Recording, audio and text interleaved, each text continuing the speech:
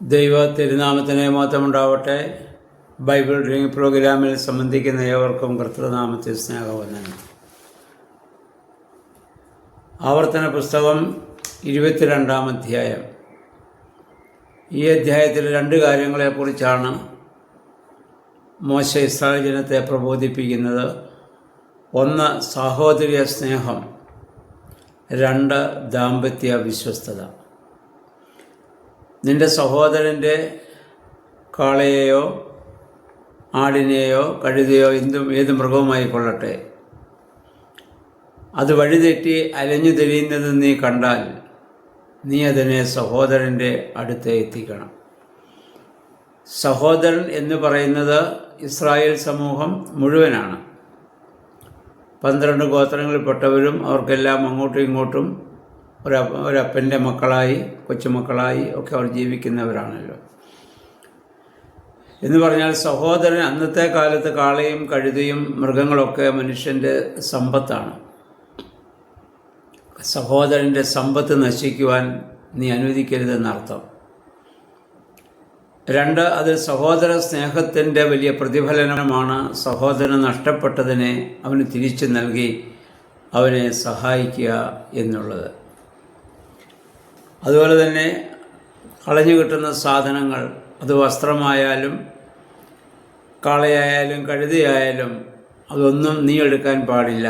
അതിനെല്ലാം ആരാണോ അതിൻ്റെ അവകാശി അവനെ അവിടെ തിരിച്ചേൽപ്പിക്കണം. നീ പോകുന്ന വഴിക്ക് കാളയോ കഴുതയോ വീണ് കിടക്കുന്ന കണ്ടാൽ, സഹോദരൻ്റെ കാളയോ കഴുതയോ വീണ് കിടക്കുന്ന കണ്ടാൽ അതിനെ എഴുന്നേൽക്കുവാൻ നീ സഹായിക്കണം.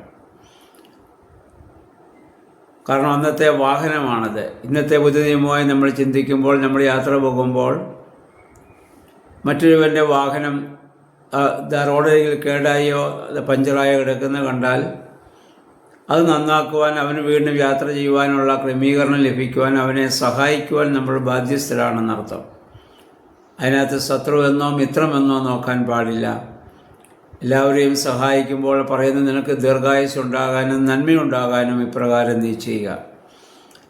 അത് സഹോദര്യ സ്നേഹത്തിൻ്റെ വലിയ പ്രതിഫലനമാണ്. അപ്പോഴാണ് ദൈവം നമ്മെ അനുഗ്രഹിക്കുന്നത്. ഇനി അതിൻ്റെ 5 മുതലുള്ള വാക്യങ്ങൾ നമ്മൾ വായിക്കുന്നു. സ്ത്രീ പുരുഷന്മാർ വേഷം മാറി ധരിക്കരുത്.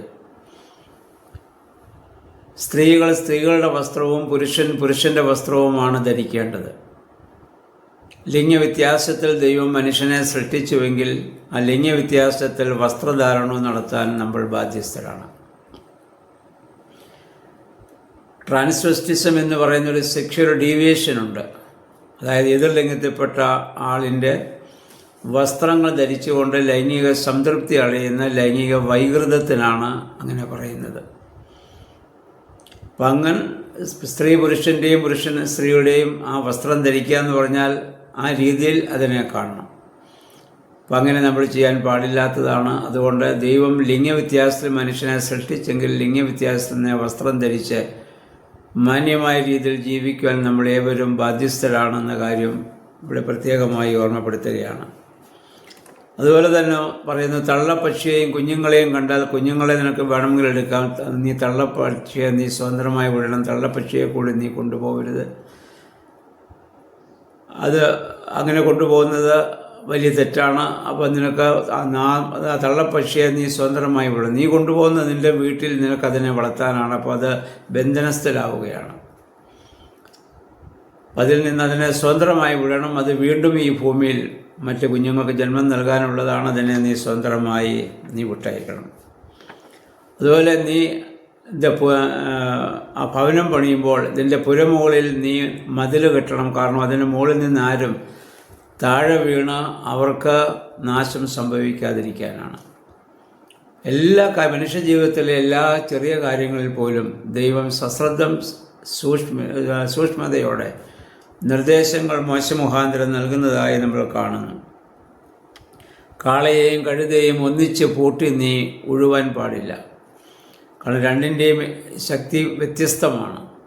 ആ വ്യത്യസ്തമായ രീതിയിൽ ഒന്നീ കാള ഉഴുന്ന അത്രയും ഒരുപക്ഷെ കഴുതയ്ക്ക് സാധിക്കില്ല, അല്ലെങ്കിൽ കഴുതയുടെ അത്രയും കാളയ്ക്ക് സാധിക്കില്ല. അപ്പം അതുകൊണ്ട് അങ്ങനെ നീ ചെയ്യാൻ പാടില്ല. രോമവും ചണവും ചേർത്ത് കൊണ്ടുള്ളതായ വസ്ത്രം നീ ധരിക്കരുത്. അത് ആരോഗ്യത്തെ പ്രതിയാണ്. ആരോഗ്യപരമായ ശാരീരികമായ അലർജികൾക്കും മറ്റ് രോഗങ്ങൾക്കൊക്കെ അത് കാരണമായേക്കാം. അതുകൊണ്ട് ഏതെങ്കിലും ഒന്ന് തന്നെ ഇത് മാത്രം നീ ധരിക്കാൻ പ്രത്യേകമായിട്ട് ഓർക്കുക. 13-ാം വാക്യം മുതൽ വായിക്കുന്നത് ദാമ്പത്യത്തിൻ്റെ വിശ്വസ്തതയെക്കുറിച്ചാണ്. ദാമ്പത്യ വിശ്വസ്തത പാലിക്കണം. ആ കാര്യത്തിൽ ആരുടെയും മേൽ വെറുതെ ആരോപണം ഉന്നയിക്കാൻ പാടില്ലാത്തതാണ്. ആരോപണം ഉന്നയിക്കുന്നെങ്കിൽ അതിനുള്ള തെളിവുകൾ കൂടി ഹാജരാക്കുവാൻ നീ ബാധ്യസ്ഥനാണ്. അതുപോലെ തന്നെ ബലാത്സംഗം, ഒരു പുരുഷനൊരു ബലാത്സംഗം ചെയ്യുന്ന സ്ത്രീയെ ബലാത്സംഗം ചെയ്താൽ അവളെ വിവാഹം കഴിക്കാൻ അവൻ ബാധ്യസ്ഥനാണ്. കാരണം അവളുടെ ജീവിതം അനാഥമാക്കി പോകുവാൻ പാടില്ല എന്നുള്ളതാണ്. ആ വിശ്വസ്തത അങ്ങനെ ലംഘിക്കുന്നവർക്കുള്ള ശിക്ഷ ഇവിടെ കഠിന ശിക്ഷയാണ്. അവരെ കല്ലെറിഞ്ഞു കൊല്ലണമെന്നാണ് നമ്മൾ പറയുന്നത്. സ്ത്രീയായാലും പുരുഷനായാലും, വിവാഹം കഴിച്ച പുരുഷനും വിവാഹം കഴിച്ച സ്ത്രീയുമായി, വിവാഹം കഴിച്ച പുരുഷനും വിവാഹം കഴിക്കാത്ത സ്ത്രീയുമായിട്ട് ഏത് രീതിയിലായാലും അങ്ങനെയുള്ളവരെ എന്നാൽ ഒരു സ്ത്രീയെ ബലാത്കാരം ചെയ്യുന്നുവെങ്കിൽ, അവളുടെ സമ്മതമില്ലാതെ ചെയ്യുന്നെങ്കിൽ അവളെ വെറുതെ വിടണം. കാരണം അവൾക്ക് അവനെ അതിജീവിക്കാൻ സാധിക്കാതെ കൊണ്ട് കീഴടങ്ങേണ്ടി വന്നതാണ്. അപ്പം അങ്ങനെ എല്ലാ കാര്യങ്ങളിലും വളരെ കർശനമായ നിയമം, സാമൂഹ്യ ജീവിതത്തിൽ പാലിക്കേണ്ട നിയമം മോശെ ഇസ്രായേൽ ജനത്തിന് ഇവിടെ നൽകുകയാണ്. അതുപോലെ 22-ാം വാക്യത്തിൽ വായിക്കുന്നു, അഡൾട്ടറി അഥവാ വ്യഭിചാരം ചെയ്തു എന്ന് തെളിഞ്ഞാൽ അവരെ കല്ലെറിഞ്ഞു കൊല്ലണം. സമൂഹത്തിലെ ആ തിന്മ മറ്റുള്ളവരും അത് തുടരുവാതിരിക്കാത്തക്കവണ്ണം കഠിനമായ ശിക്ഷ, മാതൃകാപരമായി അവരെ അത് ശിക്ഷിക്കണമെന്നുള്ളതാണ്. അതുപോലെ തന്നെ അവസാനം വായിക്കുന്ന പിതാവിൻ്റെ ഭാര്യയെ പരിഗ്രഹിക്കുക. പിതാവിൻ്റെ ഭാര്യ എന്ന് പറയുന്നത് ഒന്നിലധികം ഭാര്യമാരെ സ്വീകരിക്കുന്ന രീതി ഉണ്ടായിരുന്നല്ലോ. അപ്പോൾ അപ്പൻ സ്വീകരിച്ച മറ്റൊരു ഭാര്യയെ നിൻ്റെ ഭാര്യയായിട്ട് നീ സ്വീകരിക്കാൻ പാടില്ല. ഇതിനകത്ത് രൂപേൻ്റെ പാപം എന്തായിരുന്നു എന്നതിന് മുമ്പ് നമ്മൾ കണ്ടതാണ്. പിതാവിൻ്റെ ഭാര്യയെ ആ കിടക്ക അവൻ മലിനമാക്കി എന്നുള്ളതായിരുന്നല്ലോ രൂപേന് പറ്റിയതായ ആ ഒരു തെറ്റ് എന്ന് പറയുന്നത്. അപ്പം ഈ അധ്യായത്തിൽ പ്രധാനമായി 2 കാര്യങ്ങളാണ്. ഒന്ന്, സഹോദര സ്നേഹത്തെക്കുറിച്ചും ദാമ്പത്യ വിശ്വസ്തതയെക്കുറിച്ചുമാണ് പറയുന്നത്. നമുക്കിന്നിത് രണ്ടും നമ്മുടെ ജീവിതത്തിൽ വളരെ അനിവാര്യമായ കാര്യങ്ങളാണല്ലോ. അതുകൊണ്ട് പഴയ നിയമത്തിൽ ഇങ്ങനെയുള്ളതായ ശിക്ഷകളുണ്ടെങ്കിലും പുതിയ നിയമത്തിൽ നമുക്ക് അങ്ങനെയുള്ള കഠിന ശിക്ഷകളൊന്നും ഇവിടെ ഇല്ല എങ്കിലും അത് പാപമാണ് എന്നുള്ള ബോധ്യത്തോടെ ജീവിക്കാൻ നമുക്കിടയായിത്തീരണം. അതുകൊണ്ട് പരിശുദ്ധാത്മാവ് നമുക്ക് പാപബോധം നമുക്ക് നൽകുന്നുണ്ട്. ഏത് ശരി ഏത് തെറ്റെന്നുള്ള അവബോധം ദൈവാത്മാവ് നമുക്ക് നൽകുന്നുണ്ടല്ലോ. അതനുസരിച്ച് നമ്മുടെ ജീവിതത്തെ ക്രമപ്പെടുത്തുവാൻ നമുക്കിടയാകണം. ദൈവമേ, പരിശുദ്ധാത്മാവെ, അതിന് ഞങ്ങളെ ശക്തീകരിക്കണമെന്ന് പ്രാർത്ഥിക്കാം. എല്ലാവരെയും സർവശക്തനായ ദൈവം അതിനെ അനുഗ്രഹിക്കുമാറാകട്ടെ.